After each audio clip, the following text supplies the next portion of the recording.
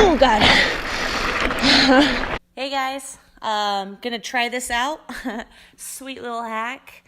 It's my phone, voice memo, and a little mic boom. So see if this works. Try to save me a little bit of cash. I'm gonna go ahead and do a review on my husband's bike. It's a Trek Fuel EX 9.8. It's the carbon fiber frame, and it's a large. So I just wanted to do kind of a quick review for anybody that's kind of wanting to see what it looks like up close and personal off of a website type deal. So this is for you guys. If you have any questions and I don't cover anything, just go ahead and pop those down in the comments. But I'm hoping to kind of just do a brief overview of the whole bike, and we'll start there. All right, guys. So one of the first things I noticed, just to be fair, on this bike is that I'm not used to running rigid bars anymore. Mine are the Flex, and so they kind of have a pivot point. I mean, it's very small, but you definitely feel it. And when I rode this bike, I noticed that difference almost immediately. That being said, still felt really good on this bike.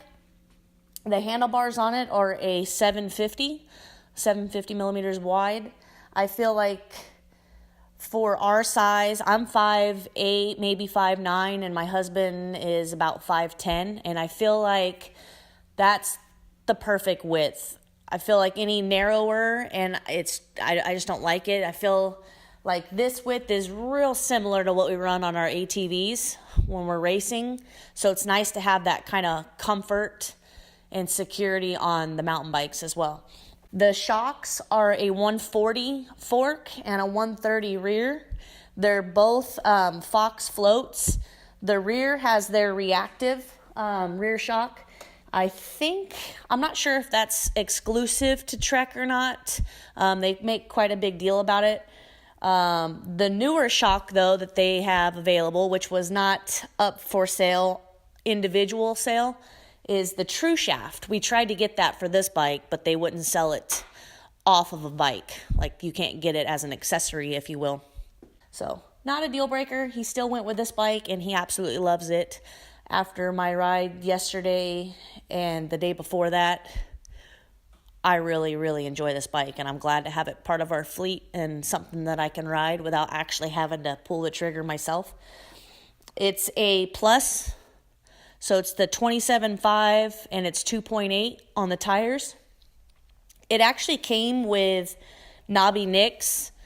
right from the get-go, we went ahead and had them pop Maxxis's on there and had them keep the knobby nicks. I really, really like this Recon. At first, I wasn't sure, but after the couple of rides, man, they hook up so good. That being said, I'm really, really excited about what's coming with Maxxis, and some of it's already been released, but they're really starting to expand their Plus line, and then they're also expanding their standard size. They come out with a couple of their more popular tires in a size 2.6. I can't wait to try those on my bike. Right now I'm running a 2.5 up front and a 2.35 in the rear. So both of these are 2.8s. It's running SRAM all down the bike. The brakes are the Guide RS. They're great brakes. They're for what we use them for, but if I was going to get into more like an enduro downhill type stuff, I'm definitely leaning towards better brakes. Kind of maybe hopes, or I'm open to suggestions from you guys, so pop those down in the comments too. I'm definitely out there shopping for better brakes for our Big Bear trips and stuff. So it came with a dropper post, which I think is pretty much standard these days. I don't think I would want a mountain bike without a dropper now. I'm definitely spoiled, and I might even use it too much. So I need to get a little bit better about maybe keeping that seat up on like the cross-country stuff. Then again, what's the point when you have the dropper?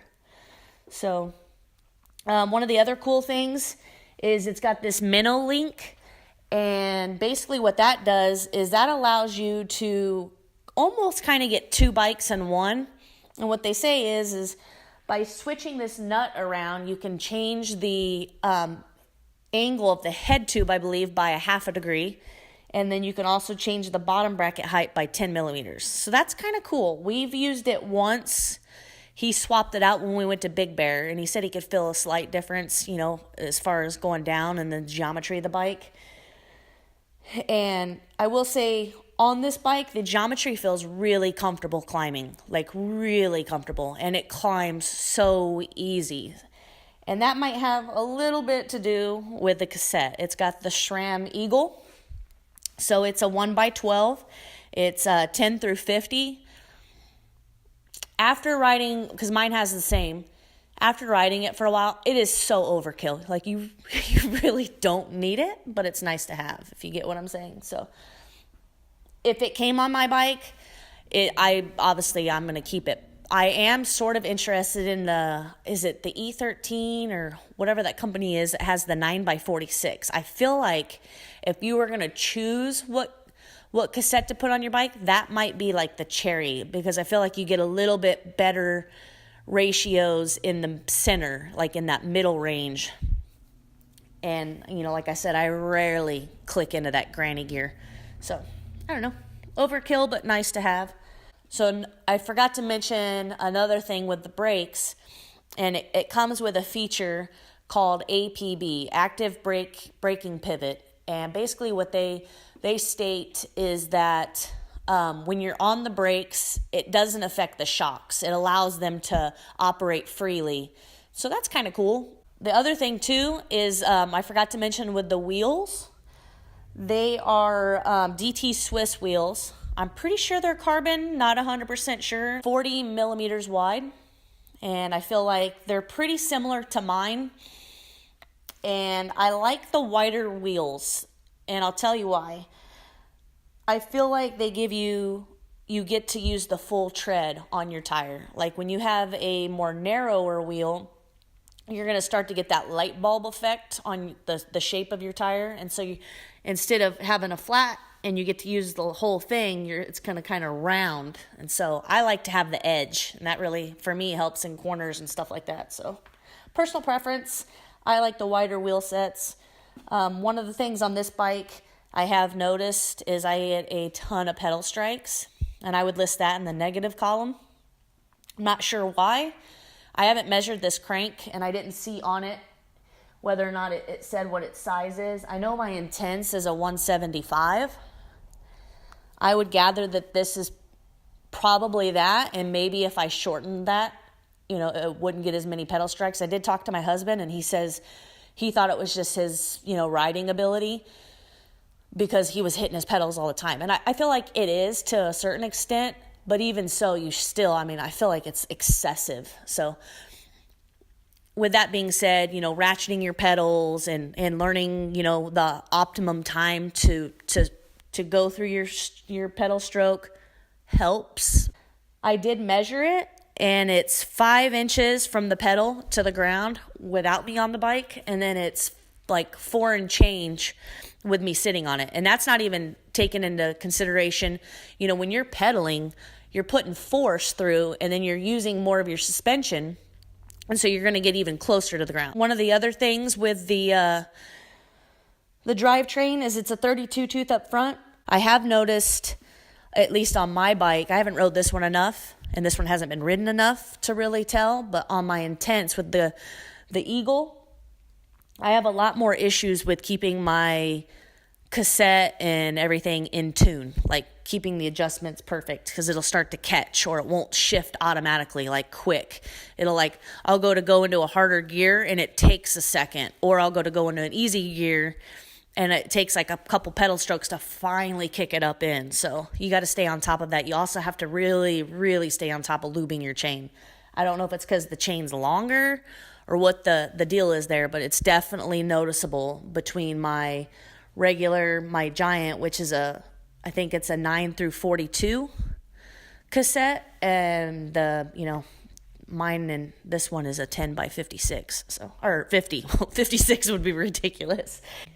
I also think one of the pros on this is the geometry of the bike. I really feel like this is a great middle ground bike, not like price wise or whatever. I just feel like if you're not 100% sure what kind of riding you're going to be doing, or you're kind of all over the place, this style bike is for you. You could do some XC races on this. I feel like you could do some enduro races on this. I feel like you could do like park days, shuttle days, all this. I feel like this is like a perfect middle ground bike for riding styles.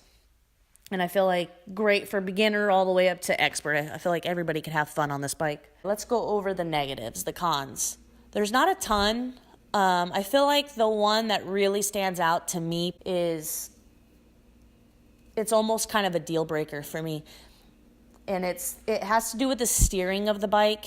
And part of that is because of the geometry and how they wanted the angles to be on this. So what happens is if you were to turn the handlebars, you're going to hit your frame with the top of the fork. So what they went in and did is they created this feature called the knock block. And I'll show you. That's as far as you can go. Now there's still a good bit of distance between the top of the fork and the frame, but that's as far as you can go. That drives me batshit crazy. I almost feel like I wouldn't buy this bike because of that, which sounds stupid, but to me, it's a big deal. And I notice it a lot when I'm like, say, in the parking lot or just dicking around, or even more important, I notice it when I'm out on the trail and say I'm on a section that I'm struggling on, right? And I'm like, okay, I'm going to session it. Well, I feel like when you go to turn around, you go to like maneuver the bike, you can't. You actually have to pick it up and turn it. Because turning it, you'd be like a semi, like, so not a huge thing for most people, but for me, it was one of the things that turned me off from the bike when I was originally out kind of researching on what I wanted to get. Another thing that's really, really small, but stands out to me is the water bottle cage, the placement. I feel like they could have gone like an inch lower or even more. Like there's plenty of space here. Now, I don't know what's going on in here. Maybe there was a reason that they put it right here, but I feel like they kind of dropped the ball there. If they could go down a little bit, that way you can actually have a full cage and then pull it out the top. This one, we had to go with a side entry. Not a deal breaker, not huge. In fact, I love the fact that this bike has a water bottle cage on it, like accessible. Mine, the triangle is so tight that they put the water bottle cage right here, and it's like you have to do a side angle, and it's like you have this much room for a bottle. So I didn't turn it into a tool cage for mine, a tool bottle thing. So Not a huge deal. So I would say the 3 negatives of this bike are the steering, the knock block, the pedal strikes, and very small, but the water bottle placement. You have to do the side angle, and it's really hard to fit like a normal size bottle in there. It kind of rubs just right up here at the top. We've gone through both of our bikes and put on like a clear vinyl just to protect them. So if that's what you're seeing, that's actually not the bike itself. It's a clear protective film that we put on them. So hopefully I've covered anything that you might have questions on or wanted to see. And if not, pop them down in the comments and I'll either answer them or maybe I'll do an additional video to cover those. So, all right, guys, if you haven't already, subscribe to the channel. All right, thanks.